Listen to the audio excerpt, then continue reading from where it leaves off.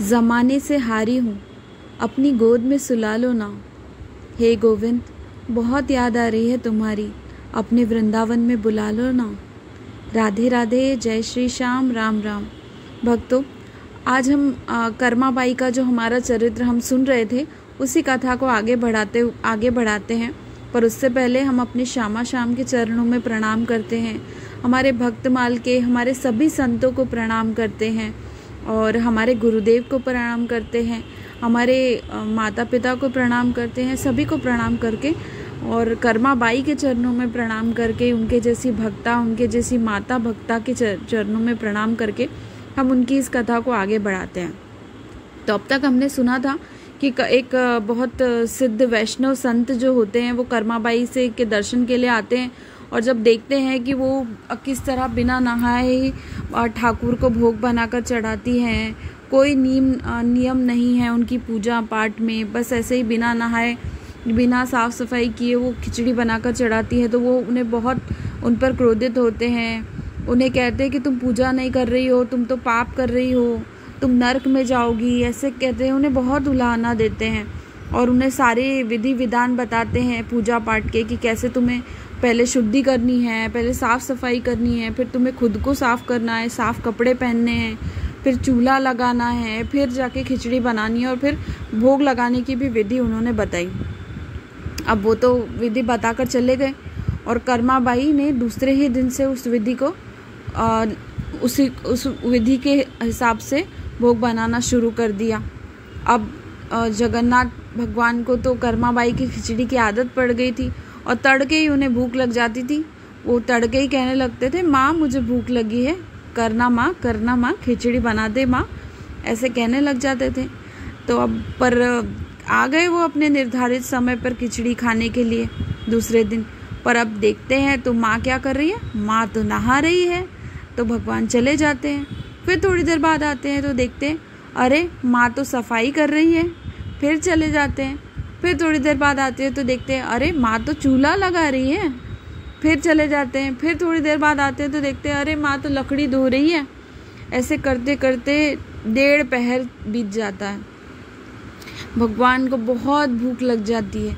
फिर आखिर में वो आते हैं और कहते हैं, माँ मुझे बहुत भूख लग गई, आज तो तूने बड़ी देर कर दी खिचड़ी बनाने में, माँ थोड़ा जल्दी कर, मुझे बहुत भूख लग गई है।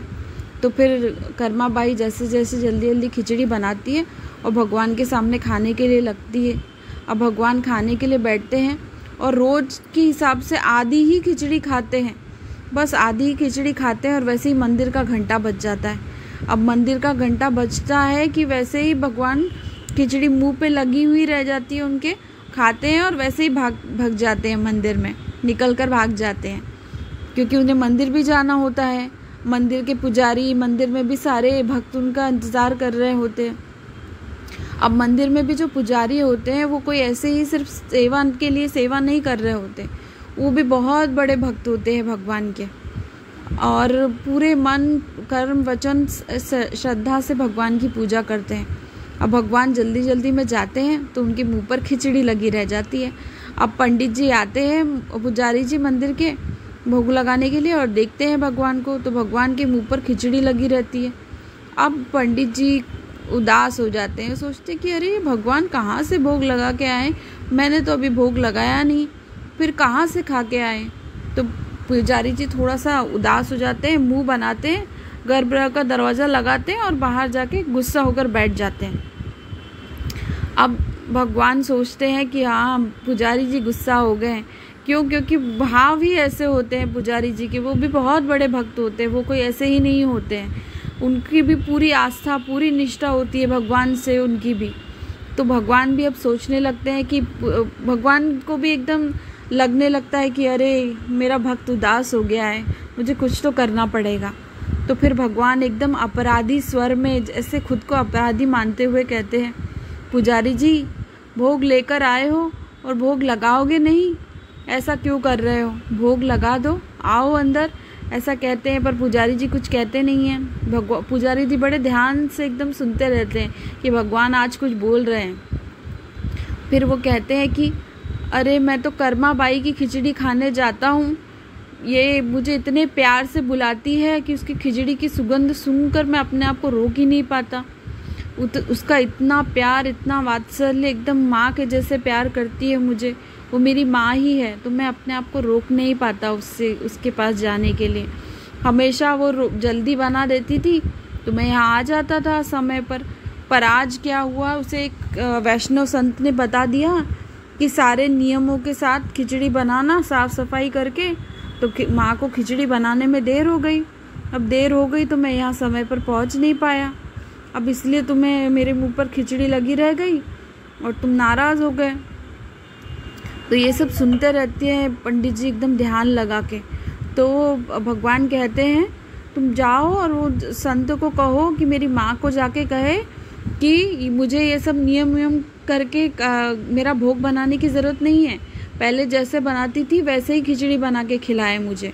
मैं उसका लाला हूँ, मैं हमारा वात्सल्य भाव है, इसमें कोई ज़रूरत नहीं होती ये सब नियम करने के लिए। वो जैसे बनाती थी वैसे ही बनाने को बोलो। वो मेरी माँ है और माँ बच्चे को जैसा चाहे वैसे खिला सकती है। ऐसा कहते हैं पंडित जी। सुनते रहते हैं और कहते हैं अब तो मुझे भोग लगा दो, भगवान उनसे कहते हैं।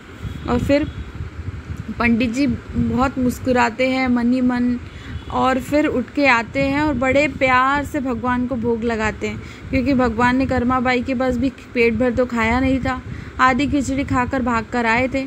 फिर भगवान भी बड़े प्यार से खाते हैं। जब प्यार से भोग लग जाता है तो तुरंत पुजारी जी वैसे ही निकलते हैं और कर्माबाई को जाकर ढूंढते हैं कि कहाँ है कर्माबाई, कौन है कर्माबाई। उन्हें पता तो होता नहीं है।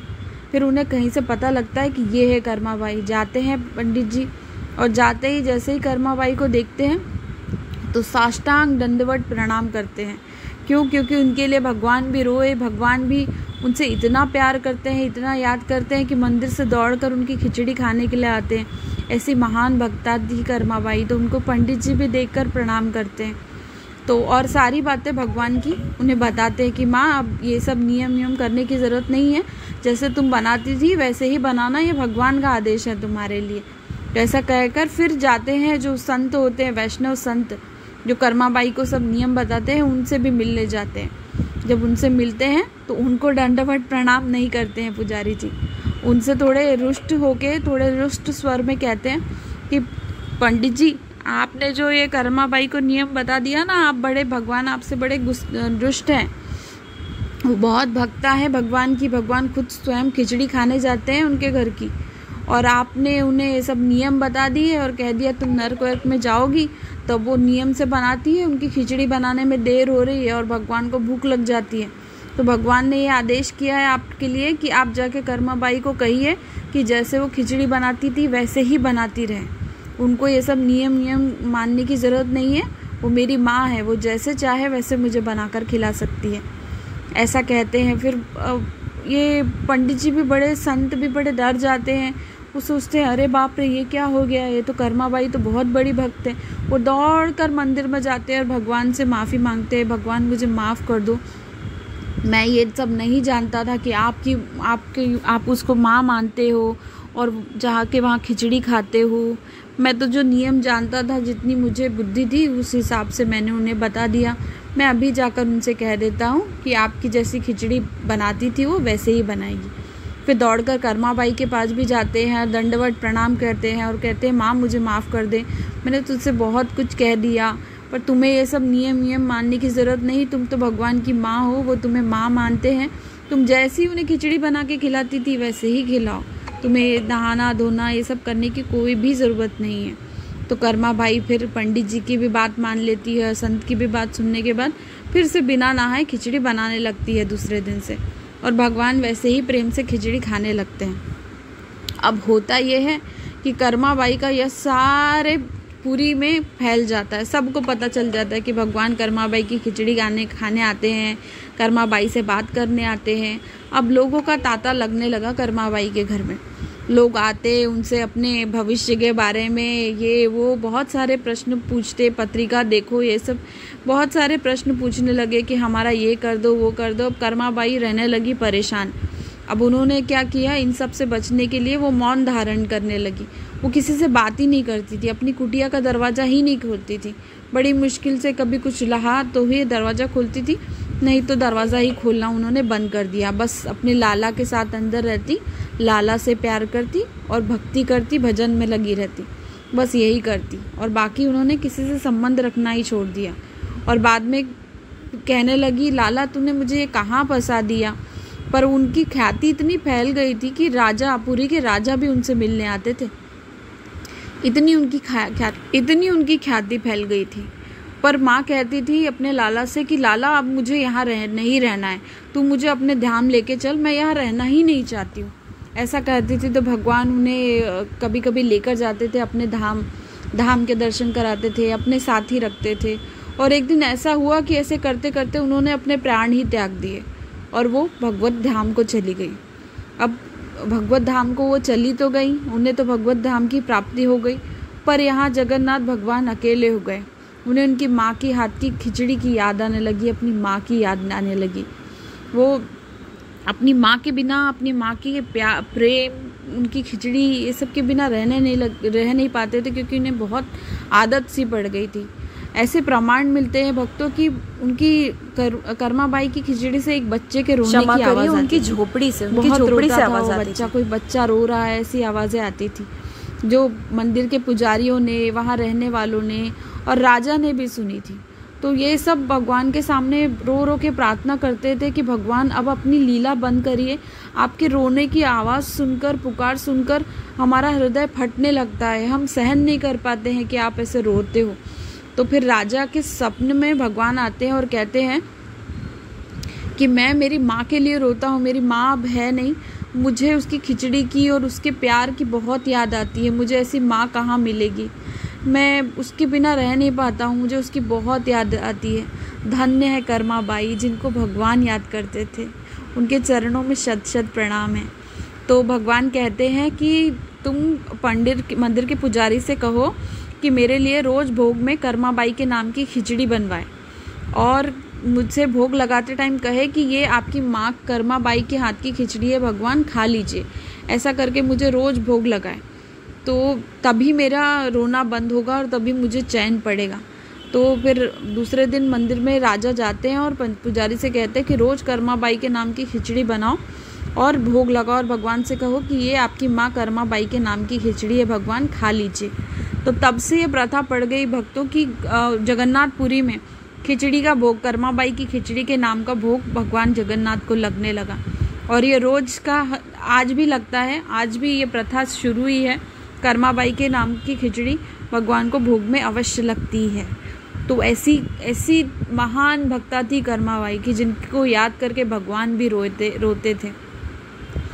ऐसी दिव्य अनुभूति, ऐसी दिव्य आत्मा थी कर्माबाई। और भक्तों आज भी इनके बहुत इनकी ख्याति है, बहुत नाम है, आज भी बहुत इनके ऐसे मिलते हैं प्रमाण। इनका जो राजस्थान था वहाँ भी इनकी एक समाधि है जहाँ लोग जाते हैं इन्हें प्रणाम करने। ऐसी महान भक्ता को हमारा शत शत प्रणाम। राधे राधे, जय श्री श्याम।